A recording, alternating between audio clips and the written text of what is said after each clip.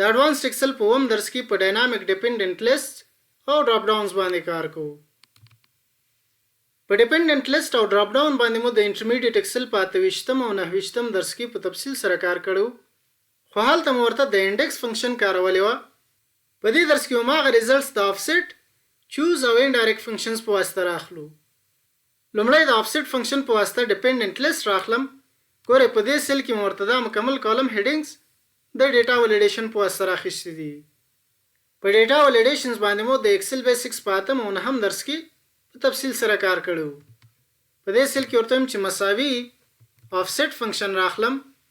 په آفسیټ فنکشن باندې مو د اډوانسډ ایکسل په 3م درس کې په تفصیل سره کار کړو. په ریفرنس کې ورته دا سیل انتخابوم، کومه ورکوم، د رو ارګومنټ ته ضرورت نشته، بیا کومه ورکوم. په کالمز ارګومنټ کې ورته چې کچیرته په دې سیل کې غزنی انتخاب کړم بیا راته 1 راکوه، کچیرته خوست انتخاب کړم بیا راته 2 راکوه، د پکتیا دپاره راته 3 راکوه او پکتیکا دپاره راته 4 راکوه. نو د دې دپاره چې په کالمز ارګومنټ کې راته نمبر راکړي د میچ فنکشن ورته راخلم. په میچ فنکشن باندې مو د انټرمیډیټ ایکسل په 25م او 26م درس کې په تفصیل سره کار کړو. په لوکاپ ویلیو کې به ورته دا سیل انتخاب کړم، F4 بټن پس کې کاږم چې لاک شي، کومه ورکوم او په لوکاپ اری کې ورته دا کالم هیډینګز انتخابوم، F4 بټن پس کې کاږم چې لاک شي، کومه ورکوم او په میچ ټایپ کې د ایگزیکټ میچ لپاره 0 راخلم، قوس بند. ګورئ دا د میچ فنکشن ما ورته په کالمز ارګومنټ کې راخیستې ده.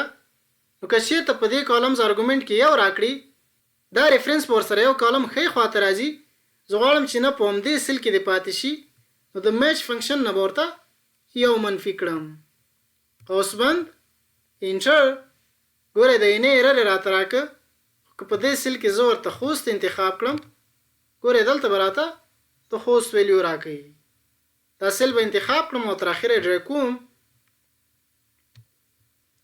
ګورئ تر کم سیل پورې چې ویلیو موجود دي تر هغې سیل پورې راته هماغه ویلیوز راکړي او په باقي سیلز کې راته جنوري راکړه. که غواړئ چې د دې جنوري پر ځای د راته خالي سیل راکړي په دې ایرو بټن باندې کلیک کړئ، کسټم ورته انتخاب کړئ او د دې 4 ځله ایم پر ځای ورته 2 ځله سیمی کولن ولګوئ. په کسټم فارمیټینګ باندې مو د ایکسل بیسکس په 20م درس کې په تفصیل سره کار کړی. اوکې ګورئ دغه جنوري پر ځای راته خالي سیلز راکړه. اوس که د خوست پر ځای ورته غزنی انتخاب کړم ګورئ دلته به راته د غزنی لیست راکوي. که چیرته ورته پکتیکا انتخاب کړم بیا به راته د پکتیکا لیست راکوي. د چوز فنکشن دپاره په دې سیل کې ورته چې مساوي د چوز فنکشن راخلم. په انډیکس نمبر کې ورته د میچ فنکشن راخلم.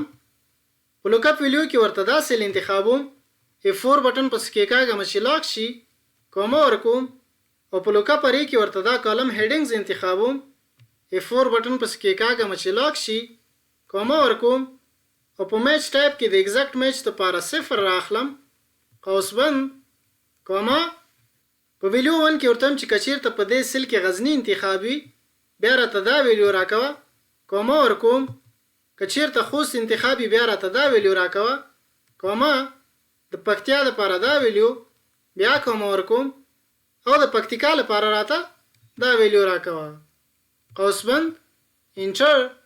ګورئ دلته هم د اینې ایرر راکړه، که په دې سیل کې زه ورته خوست انتخاب کړم ګورئ په دې سیل کې به راته د خوست ویلیو راکوي. دا سیل به انتخاب کړم او تر اخره ډرې کوم. ګورئ د خوست لپاره راته مکمل لیست راواخیسته. که غواړئ چې د دې جنوري پر ځای د راته خالي سیل ښیي په دې ایرو باندې کلیک کړئ، کسټم ورته انتخاب کړئ، د دې 4 ځله ایم پر ځای ورته 2 ځله سیمی کولن ولګوئ، انټر. ګورئ د جنوري پر ځای راته خالي سیلز راکړه. اوس که د خوست پر ځای ورته پکتیا انتخاب کړم ګورئ دلته به راته د پکتیا لیست راکوي او که چیرته ورته پکتیکا انتخاب کړم بیا به راته د پکتیکا مکمل لیست راوباسي. د آفسیټ فنکشن په واسطه د ډراپ ډاون دپاره په دې سیل کې ورته چې مساوي آفسیټ فنکشن راخلم. په ریفرنس کې به ورته دا مکمل لیست انتخاب کړم، کومه ورکوم. روز ارګومنټ ته ضرورت نشته بیا کومه ورکوم. په کالمز ارګومنټ کې ورته چې میچ.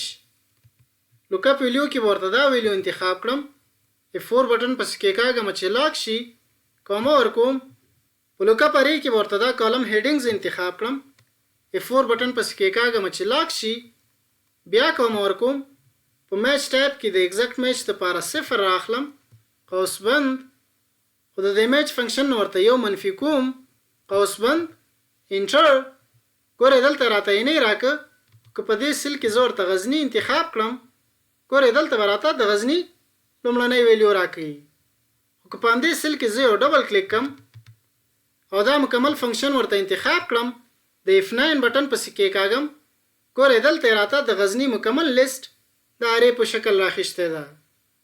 کنټرول زد دا فنکشن به کاپی کړم کنټرول سی اسکیپ په ډیټا ټایپ باندې کلیک کوم ډیټا ولیډیشن اني ویلیو پر ځای ورته لیست انتخاب کړم او په سورس کې ورته چې مساوي او ما فنکشن به ورته پیسټ کړم کنټرول وی اوکې.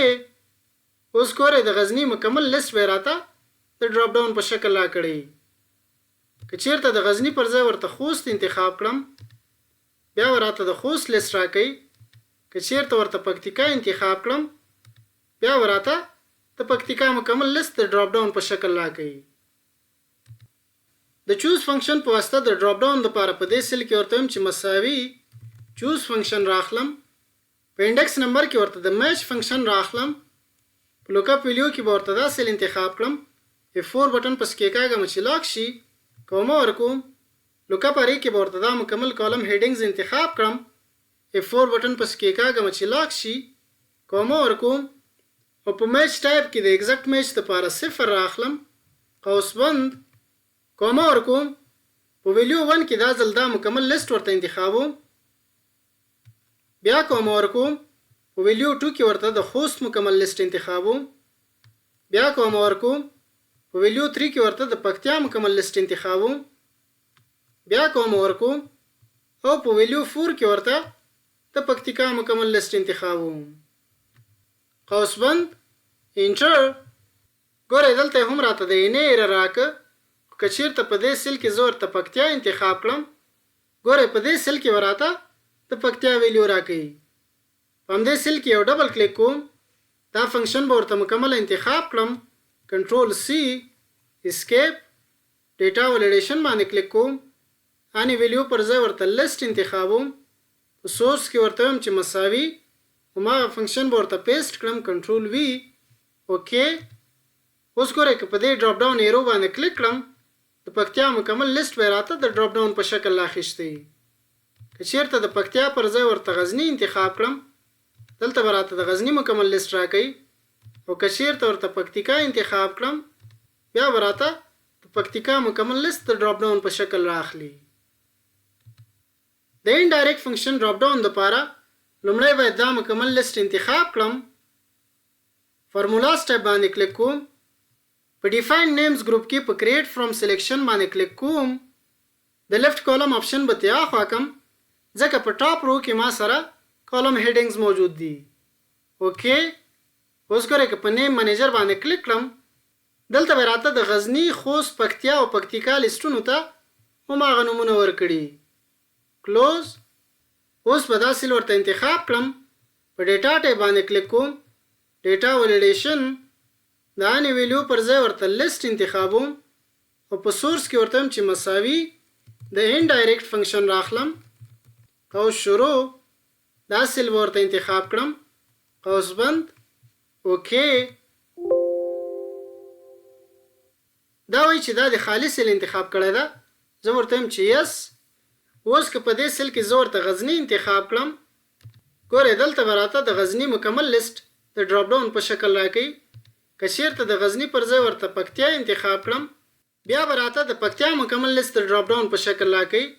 او که چیرته د پکتیا پر ځای ورته خوست انتخاب کړم دلته به راته د خوست مکمل لیست د ډراپ ډاون په شکل راکوي. او که چیرته ورته پکتیکا انتخاب کړم بیا به راته په دې سیل کې د پکتیکا مکمل لیست د ډراپ ډاون په شکل راکوي. د انډایرکټ فنکشن لپاره د انټرمیډیټ ایکسل شپږم درس خامخا وګورئ. دا درس تر همدې ځای وکړو. ویډیو مو خوښه شوې ویډیو د سره لایک کړئ ملګرو سره یې شریک کړئ او د آینده درسونو لپاره چینل سبسکرایب کړئ. ډیره زیاته مننه.